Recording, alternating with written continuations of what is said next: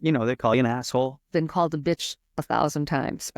I knocked up whore. Get the F out of his effing room, you effing N-word. I've been bitten, choked, punched in the mouth. I had a guy try to kick me in my stomach while I was pregnant. Push me past my limit, past my capacity of being able to multitask. Something's going to get missed. And when I say something, I'm talking about your mother. I'm talking about your father. I'm talking about your husband and your wife. They may be at breaking point, but their bosses have warned them not to speak out. They are anything. So in breaking news at 6, as thousands of Providence doctors, nurses, and other workers walk off the job. It is a lot. From policymakers to frontline practitioners, we dive deep into the diverse worlds that make up our evolving medical landscape. Join us as we uncover success stories, whether you're a seasoned professional or simply curious about the future of health.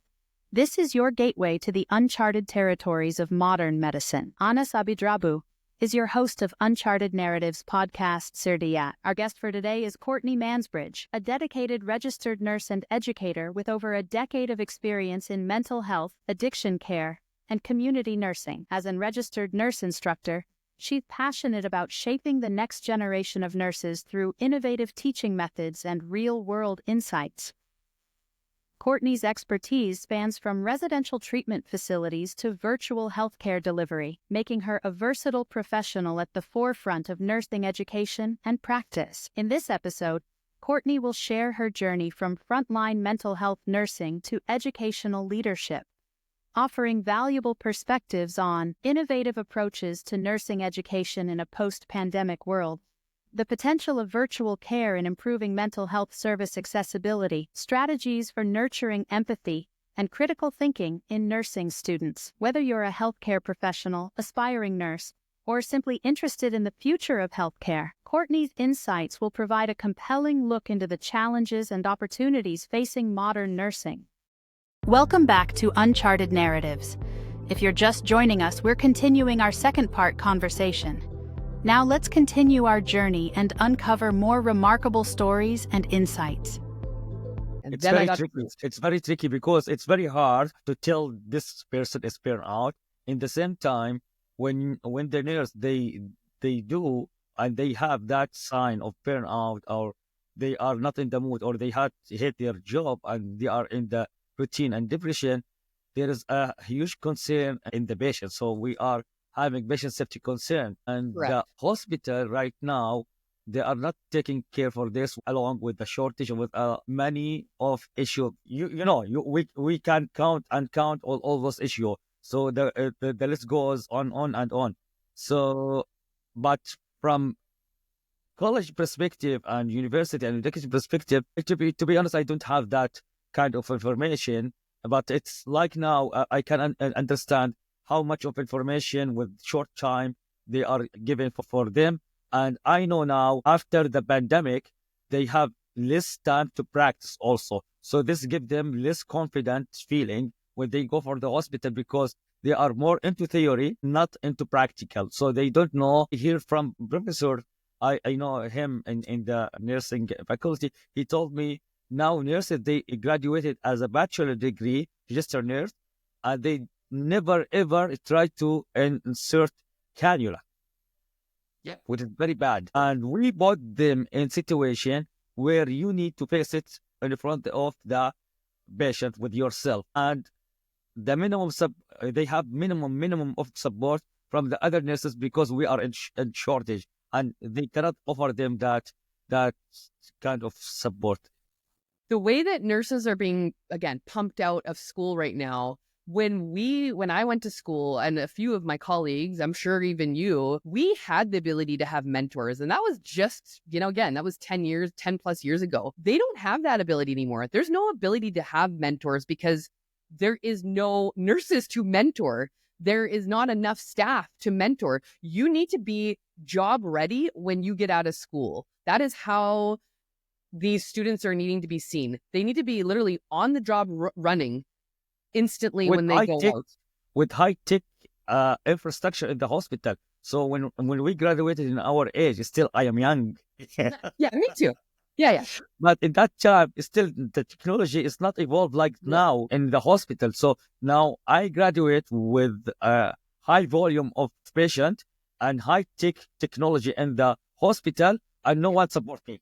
Well, that's the other part. So like, yeah, it's one thing for us. We learned a lot of the ways that we could work in the hospital. Again, charting was all on paper. You had to learn all those things, but you could learn them. We are trying to implement like EMRs and that kind of learning piece with students when they're in clinical, before they're getting into their careers. But there is so much more technology out there that they probably won't know how to utilize. And, if they get a practicum in it or a placement, great. If they don't, they may never understand it until they're in there. And then again, they have to just hit the ground running and hope that they can figure it out. Well, it's definitely a more challenging aspect for nurses to be out in the field right now, and they need support. Like it's been said too many times, and I fully feel like nurses eat their young is a statement that we've said for how many decades in our profession, and it is a ridiculous thing that's happened.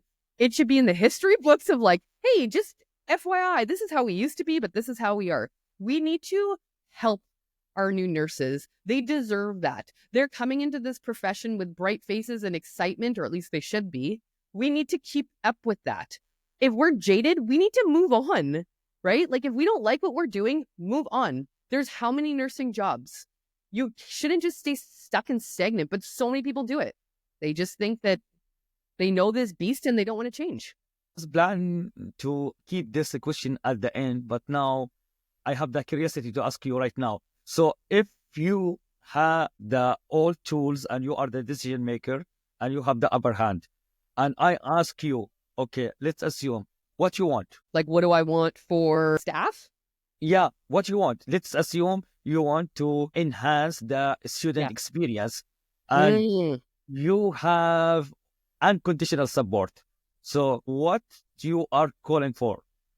If I was in an educator role and you gave me free range to do whatever I wanted, I would build a program that provide the proper skills that nurses need when they actually go into practice.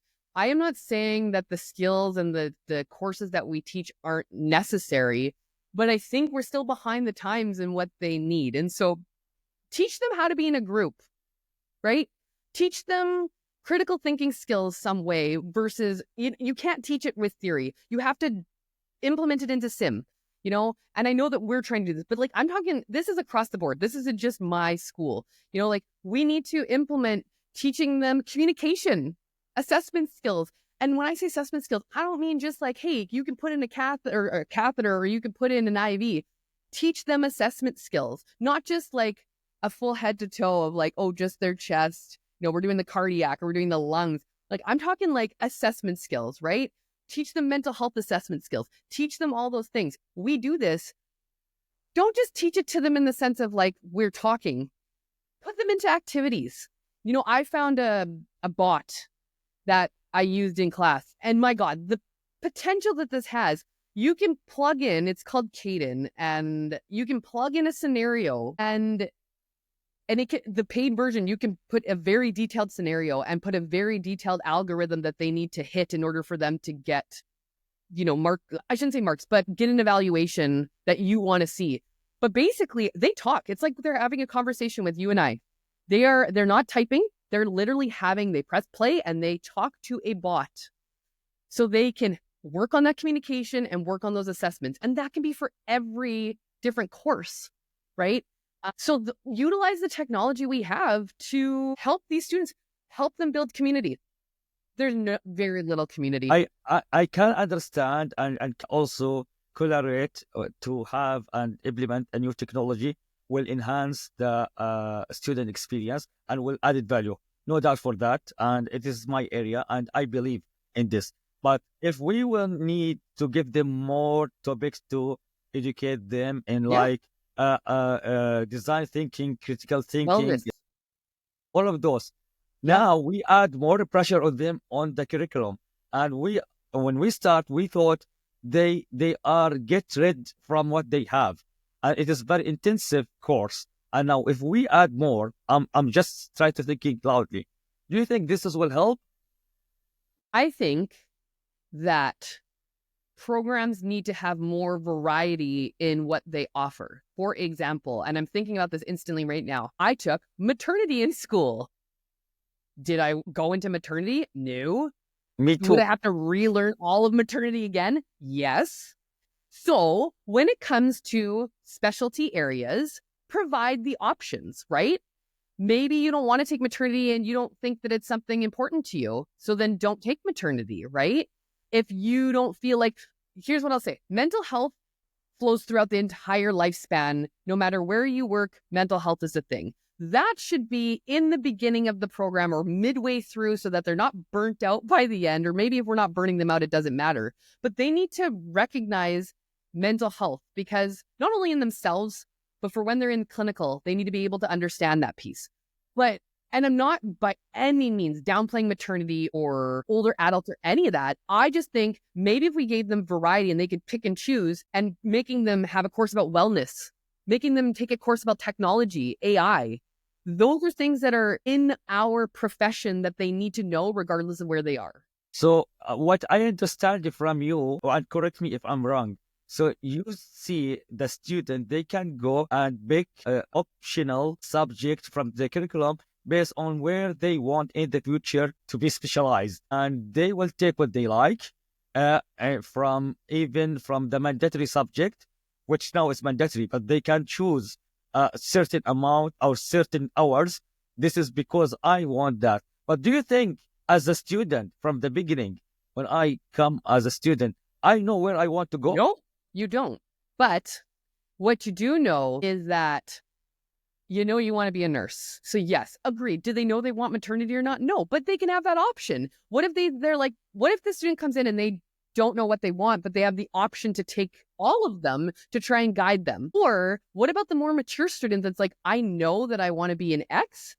This is where my goal is. This is where I'm going to go, right? I think having multiple different pathways provides more inclusion, right? Because they can do kind of what they want. And it allows them to flourish because that's the area that they want. Now, I can say this. I thought I wanted to be in acute care, and then I didn't realize I wanted to be in mental health until my third year. But had I had to choose some of those things, maybe I would have chosen, and then I would have said, no, I want to go a different route.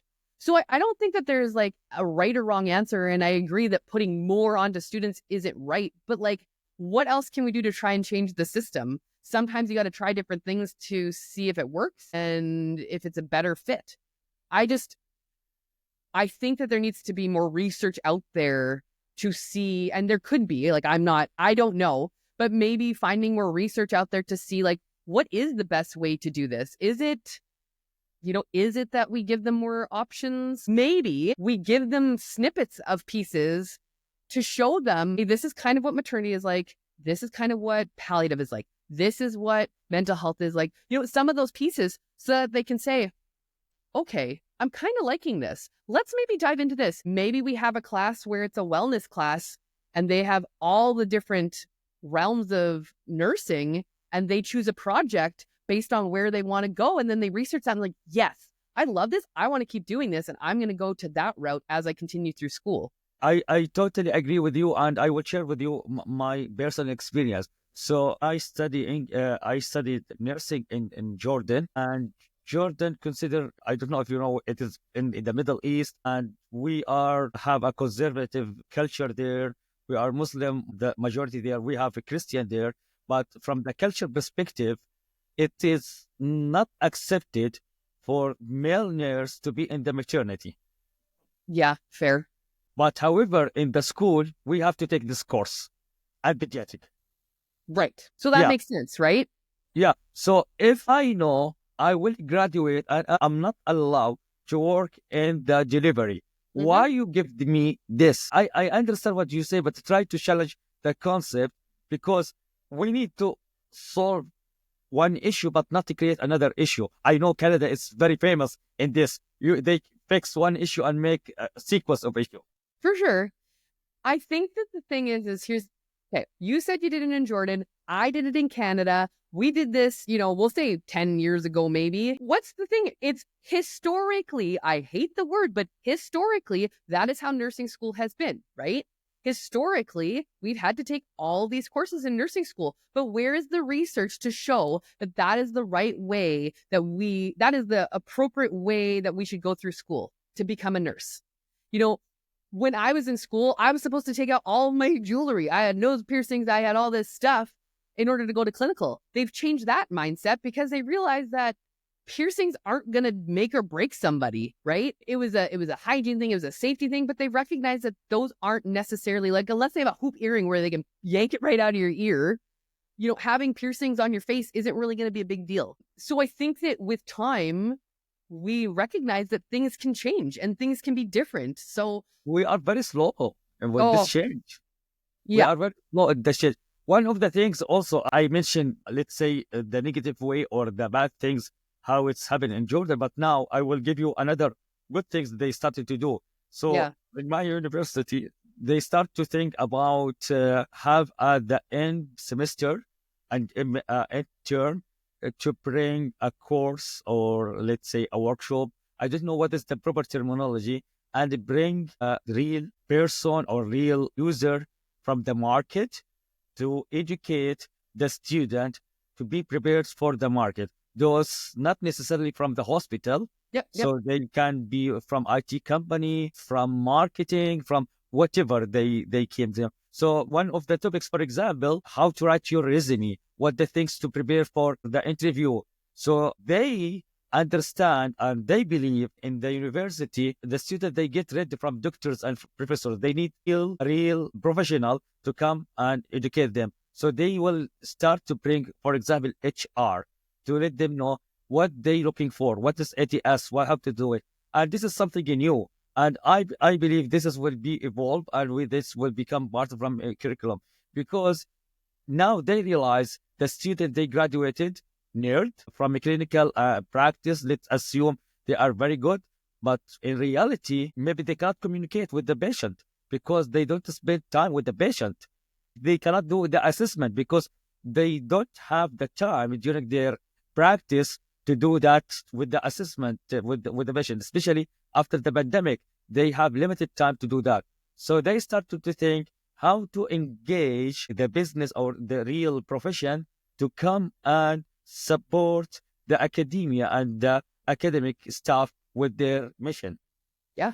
And I think that's amazing. I mean, when you think about it, who knows how to write a resume? Let's be honest. None of us are taught how to write a resume. Unless you go to well, that's literally ChatGPT. That knows how to write a resume. No. I mean, and that wasn't around, right? But I think that you're hitting the nail on the head when you're putting and implementing in programs like resume writing, interview skills, that kind of stuff, because we don't know what we're doing. If we go from high school to university, do you get taught that stuff in high school? Sometimes, but I didn't get taught it in high school either. So when do you actually get taught to write a resume?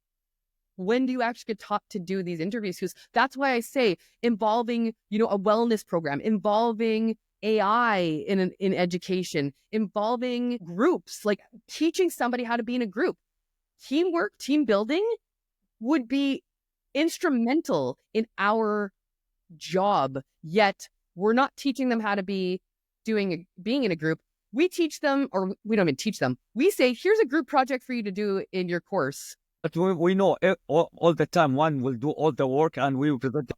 And I face this as an issue. And you remind me, when I worked as a registered nurse in the ICU, then when I did my career shift, started working in the health tech, I remember how it's hard for me to write email in that time. It wasn't easy at all. I can write email. I can write email, but it is not a professional email. Yep. It's like a threat email. It's like shouting email, because we never use this in the hospital. We do that most of the time, especially when you are in the front line. We will not send email. You are not in the manager level. And one of the things we used to say in the hospital, we work as a teamwork. But in reality, we are not. We are individual. You have your patient. You work for themselves. When I started working the project, so in the beginning, there was difficulty to synchronize my performance and let's say my speed with the progress and with the other to be at the same time. It was hard. Now I mastered it, but wasn't easy. No. But had you been taught it before you went into that job, would you have the skills to potentially be better at it? Let's be very frank. Some of things we need to practice. It's the experience.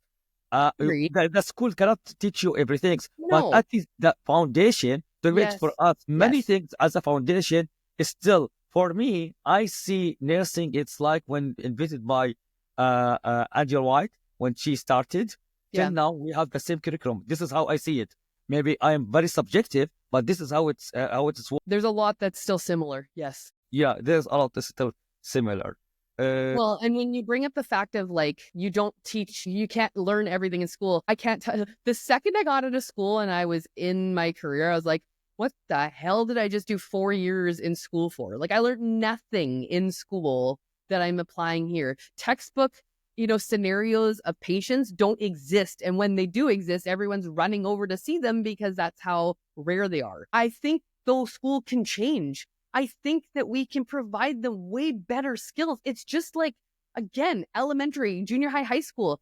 We could have gotten better skills in that aspect, like resume writing, how to do finances, emotions. They're trying to teach kids emotions. We could have gotten better skills before we went into university to help set us up for being adults, right? I think that school has a big impact, even in nursing. We just have to change the way we've done it for eons. No doubt.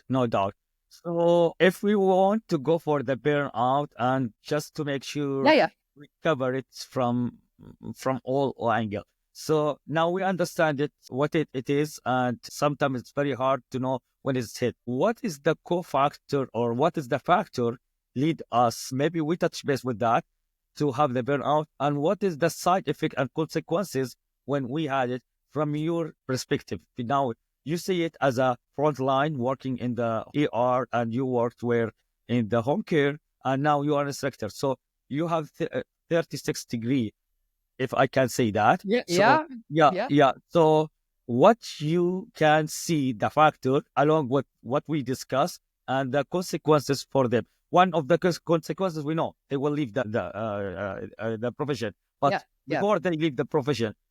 Well, I mean, again, speaking from my own personal experience, right? How did I get to burnout from where I was? Well, I got bullied. I came out here, like I said, in 2013 from Manitoba, and I'm in a new city, I'm in a new province, I'm excited. I got into one job, and that job, the politics surrounding it were just horrendous. And I thought, you know what? No, I want to work for the government. Like, again, I'm sure that Ontario's got Ontario Health Services, Alberta Health Services, like they've all got their own health services. And so that's kind of what I wanted to work for. That's what I was striving for. And the company that I was working for, I was able to speak with, case managers, nurses from the government run service. And so, that was part of it. I was already starting to feel like, oh man, like I cannot do this. Like, what am I doing? And so I thought, okay, I'm going to change jobs. That will be my in. That will be my saving grace. I will be better that way. Well, I didn't really heal myself. I just went from that job to a different job. And then I got bullied by management. So it's bad enough being bullied by the nurses. Once you start getting bullied by management, you really don't have anywhere to go. There's no higher up, because that is the higher up, truly, right? Like, we don't know CEOs at health services. It's unheard of. And so that was just, again, it was like, I went from, okay, I'm gliding, I'm starting to dip. I think I'm okay. And then I kept dipping. And so when I was in that aspect, on top of my work life, I had a personal life. I was trying to get my master's, and we decided we were going to buy a house from a townhouse. So I started, and I was really excited to go into this job. I was, again, fresh-faced, wanted to learn. I was met with resistance from the nurses, from management. I came from the city, and I was trying to go rural, and I was met with resistance because who wants to listen to you? What do you know? You don't know any of what we're doing. I was still young, and I came in hot, and they didn't like it. And that led me to, again, going on stress leave. I burnt out of, I shouldn't say burnt out. I could not manage getting my master's. I did it for 2 years. And then even then, I failed a paper, and I was failing my clinical. the nurses and the instructor didn't give me any, any indication until it was too late. It was like, great, now I got a withdrawal. And then I ended up going to the hospital. I just kept spiraling and spiraling and spiraling. And then it was to a point where I'm like, I'm done. I didn't even want to live anymore. I just wanted to be done with my life. So I went to the hospital, and I'm thankful I did that. Again, being a nurse, I knew what to say in order to get admitted. And I did, I was there a week, but I got a lot of help after that, and I got a lot stronger, and I went back to that job for a period because I was pregnant, and I stayed there until I went on mat leave. And then when I came back from mat leave, I went to the other job. Now, the pandemic obviously burnt out tons of people. Again, I did healing on myself, but I still didn't do a ton of that healing with work. I did a lot of healing on myself. I did a lot of CBT, a lot of mental health help, got better. I went to this other job, and I had management be at least more supportive. I wasn't getting bullied. So it was at least a positive experience, and I did better. I didn't do still as good as I could have, but I was doing better. I was caring. But again, the pandemic wore on all of us. So again, I started to spiral and spiral. I never went to the hospital again, but I started to spiral. And then, I had another kid. And like I said, when I went back, the inflexibility, all of it, I was like, I'm done. I can't do this anymore. And so I left. It was bittersweet because I actually really love what home care offers. I love the aspect. I love, being a case manager and being able to see patients through. I don't love the hospital because they're in and out. You don't get to follow them through and see what their lives are all about. In home care, you do. You get to actually build that relationship with patients and clients. And so, when I got into this new job as an instructor and I look back, I was so sick and I had no idea. I was depressed. I was anxious. I was overwhelmed, stressed. And then to add to it, I was a new parent, all these things, because life still happens. And I just never want to get there again. If I were to think about it now, again, I know I have better intuition and I have better, recollection of what happened. And so when I'm starting to feel overwhelmed and it's too much, I know I need to take a step back and recollect what I'm doing. Is this the right thing for me? And so, yeah, I think that was my experience. It was a shitty experience. I don't wish it upon any nurse. You are very brave. You are brave enough to say this in front of us. I know you did a video and you posted in the LinkedIn and you share your experience, the poly experience you had, and now you're telling us now. So one of the things we know in the hospital, and it is very famous, the hospital, they have toxic environment. Can you tell us why it's toxic environment in the hospital from your perspective?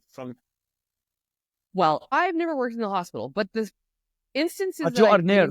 You are a nurse, and yes, and I am a nurse, right? And even I meant it's not necessarily to be in the hospital. No, yeah. Culture overall in the healthcare, it's toxic. It is. And it doesn't matter whether you're in the hospital or you're in the community or you're an instructor or anywhere. We are an overworked profession. We just get given all this work to do and we just grin and bear it, right? We what are we supposed to do? We care about our patients. We care about our students. We care about all these people because that's what we got into the profession to do. We care. I'm sorry, we didn't get into the profession for money. The money is not there in comparison to what we do. We got into it because we care. We get given all of this stuff on our plates. There's not enough people to support the workload that we have. There's not enough education. When do you take the time to do education when you've got such a heavy workload? You have to book off time to do your annual education half the time because you don't have enough time in your day to just take out and say, hey, I got to do this annual education. Again, even in my current role, I want to be able to do research. I want to be able to do a lot of these other pieces. When do I find the time to do that? I don't, because I'm so overloaded with stuff. And unfortunately, it's not just us. You go to managers and you keep going higher and higher. A lot of people there's not enough time, right? So I think that's one big piece to it is we do have too much on our plates. And so part of that is, what do we need? Is it a time management thing? Is it that we just need more staff? Is it that because we're not retaining staff and there's a lot of new staff that they're not at the same level as a nurse that's been there 5 years, right? And is that leading to all this heavy workload on the more senior staff, for example, or vice versa, or the new staff? So I think that's a huge piece. There is a lot of like dog eat dog out there, right? Nurses eat their young. Nurses don't support anybody. Nurses don't mentor each other. We eat you up and spit you out because that's how we were raised. We keep seeing nursing for nursing, nursing educate nursing, nursing We do. support nursing. We see that, but thank you to share that from your end. I echo what you said. Nursing eats nursing. Why? Exactly. Why? Why have we been... when we're in school, we do group projects. We work together. We go to clinical and we support each other. But then for some reason, we get out in the workforce and it's like, nope, I don't know you. You don't exist to me. I am on my own. This is me. That's not how life works. We don't work on our own. We work together, not just as nurses in healthcare. How do we... it's funny. You go to take BLS. How does BLS work? You go and you do a scenario when you're in your BLS training, and there is one person that's the leader and the other people kind of go and we work in a team. That's how you get a really well done BLS scenario through. Is it obviously like that in the real world? I'm sure it's not exactly like how you learn it, but there's a reason that you're taught it in BLS. There's a reason that there's a leader who kind of dictates what everybody's doing, because in the real world, we should be able to work like that. There should be somebody when you're in an emergent situation that person's doing the writing, that this person's on the compressions, that this person's doing the air, that this, and this person's kind of overarching everything. When you're in the units, even when you're in the community, there should be that aspect. But people get overworked, people have their own shit on their plate, and they just don't have the time or patience or energy to manage with other people. We came across the culture or syndrome, it's not my business. This is the culture which is now they keep promoted. Yeah. And I don't want to blame, but at the same time, I understand the root why they keep saying that. There is a lot of the reason, at least I can understand why, but I feel sorry for the patient because they will pay the cost of, don't care. Yeah. Yep. I think that in all honesty, when I think about what the issue truly is, we're all so bad at putting up boundaries. We know nothing about boundaries. Like, let's be honest. We're all trying to learn boundaries. I don't know about you. I wasn't taught about boundaries. If we could put up some boundaries, and I'm not talking about like that aspect of like, well, it's not my business. I mean, putting up boundaries in the sense of like, okay, I've got a bunch of shit on my plate on my rotation, right? Like I'm a nurse. Whether I'm in the hospital or in the community, I've got all this stuff. I need to try and figure out a way to get this stuff done. You know what? You need some help. Here's what I'm going to do. I'm going to give you 10 minutes and then I'm going to get back to where I'm at. But at least give somebody some time versus no, or get like just half-assing it, right? Like we need to have help maybe with some of that time management. Maybe we need help with putting up boundaries so we can be better at saying, you know what? For example, I'm not feeling good mentally. I need to take the day off and it not be world ending. But we then don't have that luxury. We don't have that luxury. I'm not saying, in the hospital, they don't have that luxury. They don't. And when when you do that a lot, you will, as you mentioned, you will be questioned by HR, and sometimes they will throw a lot of paper in front of you and they will start questioning you. Because they're judging you. And what does that do? What does that do when they judge you? What does that do when you don't take the time off? What ends up happening in the long run? That's the other flip side to the coin, right? You're looking like this bad employee because you need to take time off. Do you know what's going on with that person? Do they have a family? Do they care for a sick parent? Are they caring for a sick child? Are they the single parent that they're trying to parent? There's so many possibilities. I wasn't planned to discuss this with you, to be honest. But do you think the main responsibility for this and accountability for nursing leadership, they are not taking this seriously? Like nursing leaders aren't taking accountability for supporting their staff and take care for them and looking after. I can say this with certainty that 110%, like there are some leaders that I have worked with that are amazing at that they will be understanding, again, like if you have to take the time off because of family and da. I mean, the decision maker, the upper, is not your direct manager. Yeah. But I do think that we went through a pandemic very, very recently that we were basically told, if you are sick, you stay home. I don't know about you, But it's like completely like the pandemic didn't happen now. We're in Sick 2025. as you have sign and symptom for COVID, or sick, you are tired and you are not willing to work. Right. But if you go to work, it's okay again. But if you don't go to work, there's that potential that you're going to look like you're not doing your job. Like you're just taking time off, right? Like it's gone backwards. The pandemic should have taught us that if we're sick, we need to stay home. If we're mentally unwell, we need to take some time off. But instead of that, we've gone backwards. There are some companies that have embraced it and been even better. Like I saw some job postings where they have unlimited time off. If they're sick, they take the time. It doesn't matter. I had that with my previous company. They have unlimited. Yeah, they do. But there are so many places that you just get this small snippet of time off and you have to ration it truly. Again, when you have kids, my kids could be off for a whole week. And if I only have 15 days of sick days, cool. Well, that's a whole year. And if my kids take 5 of those, what if I need to go off being sick? Right? Like people are trying to think of themselves in so many different ways, whether it's they're trying to make sure they have enough financially, they're trying to be there for the team, but they also have to think about themselves. But like, if they're not getting that support from higher up, what are they supposed to do? They either take the time off because they have no other choice, or they work and they eventually burn out. Valid point. And then patient care is affected either way. Courtney, I have assumption, and correct if this is assumption right or not, because it's been a while, me and you, we are knowing each other, and I know your personality, and now you share more about your experience. I felt you being bullied because you are keep questioning and you want to make a change. So you want to make impact, and in such culture, they don't want such a personality to do that. Is That's this right? Correct. Troublemaker. I am the squeaky wheel. I am the troublemaker. I have not necessarily been fired from a nursing job because the unions help with that. But yeah, there has been numerous times in my job life, regardless of nursing or not, that I have been questioned as to the way I handle things and what I do. And to be honest, so I got diagnosed, I told you this, but I got diagnosed with ADHD earlier last year. And it made so much more sense as to the reason that I fight for so many things.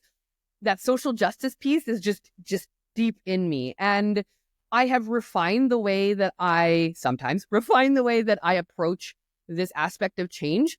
But I'm never going to just sit by and be like, it's okay.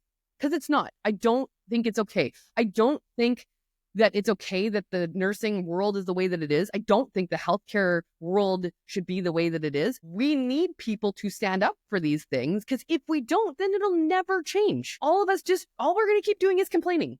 And like, I'll complain with everybody. I'm all about complaining too. I just can't complain though and do nothing about it. I can't stand it. Like, I have to do something. So yes, that is me. I am the pariah of most places.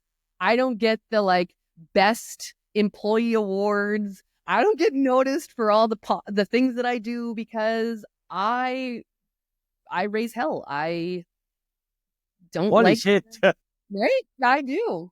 Okay. So from all what we discuss, and also for all those activities and activism you try to do for nursing, how you could see the social media will be a good platform for nurses, not just to speak up, to take action and make movement?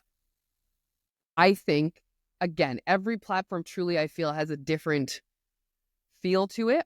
Like, for example, I think that TikTok and Instagram, I think people go on there to have their voices heard, but I also think a lot of it is entertainment factor, right? I think that people go on there to like go through reels and scroll and just numb their mind sometimes.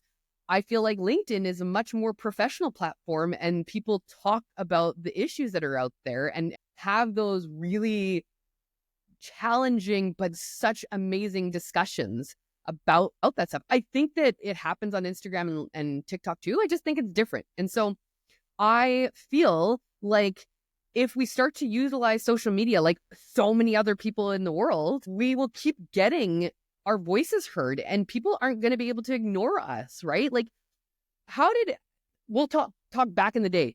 I shouldn't say that far back in the day, but before social media was a thing, how did people get change? How did change really happen? Well, they went to media.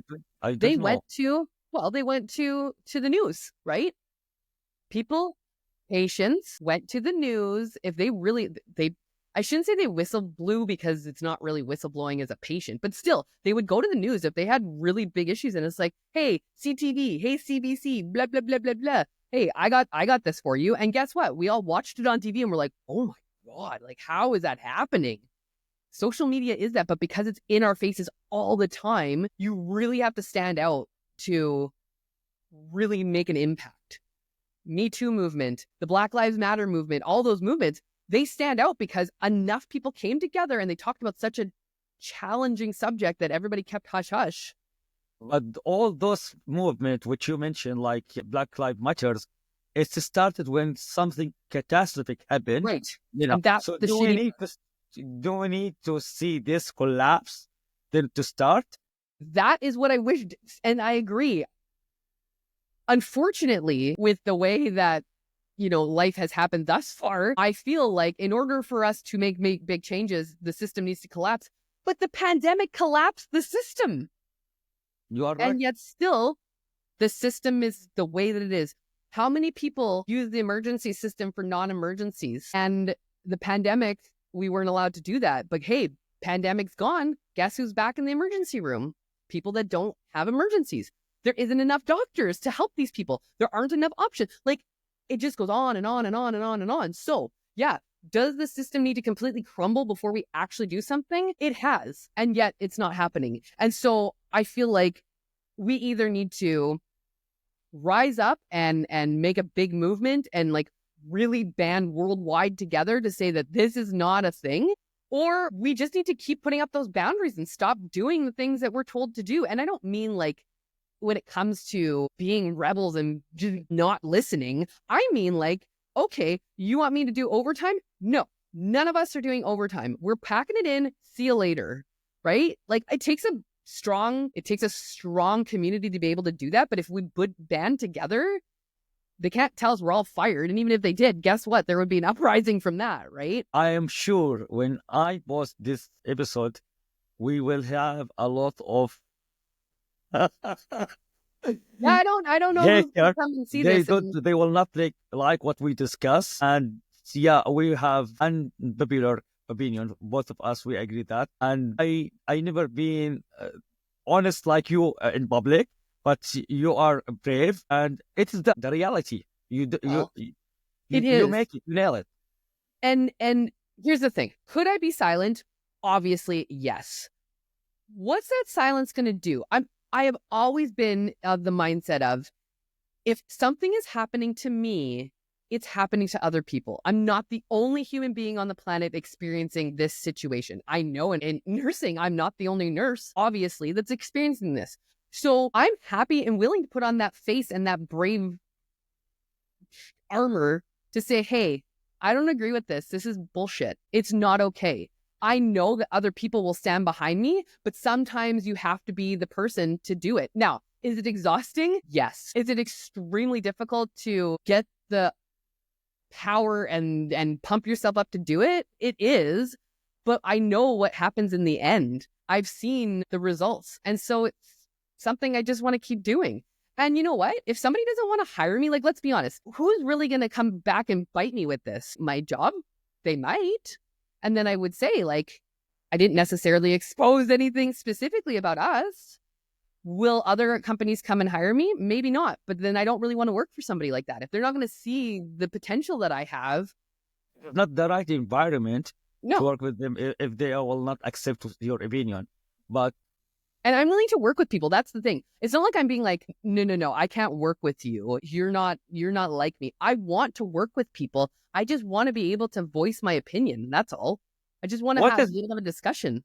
Courtney, what is the main driver for you to have such a feeling and behavior to be activism and take this on behalf of all nurses?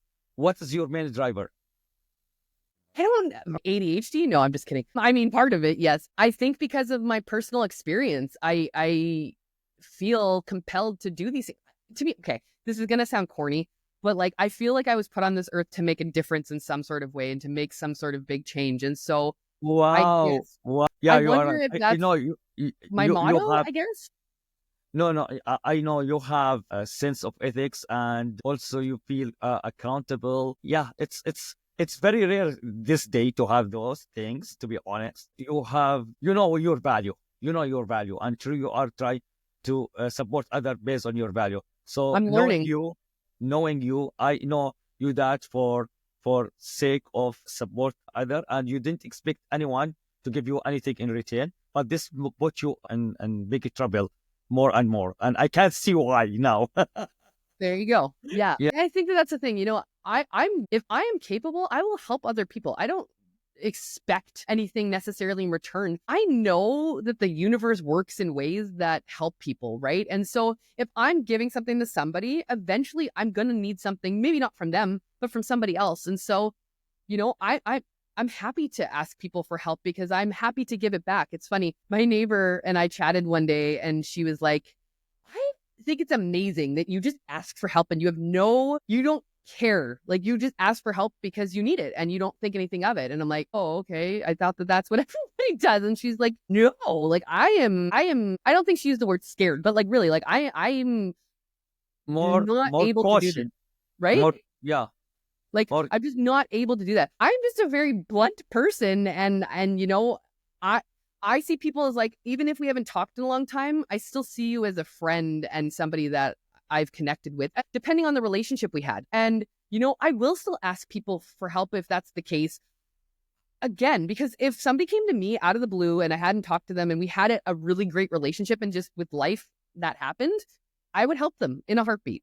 Because you are down to earth, and as you can see, if me and Connie keep talking, we can talk till the morning. So we'll talk all day. Yep. Connie, thank you for your time. I think I believe we did a very good episode. I'm happy to having you. And if you see anything it's more interesting in our episode and you want to dig deep with Connie and bring her again and make more fight, please let me know. And Connie, what the things you want or how you want to close this episode?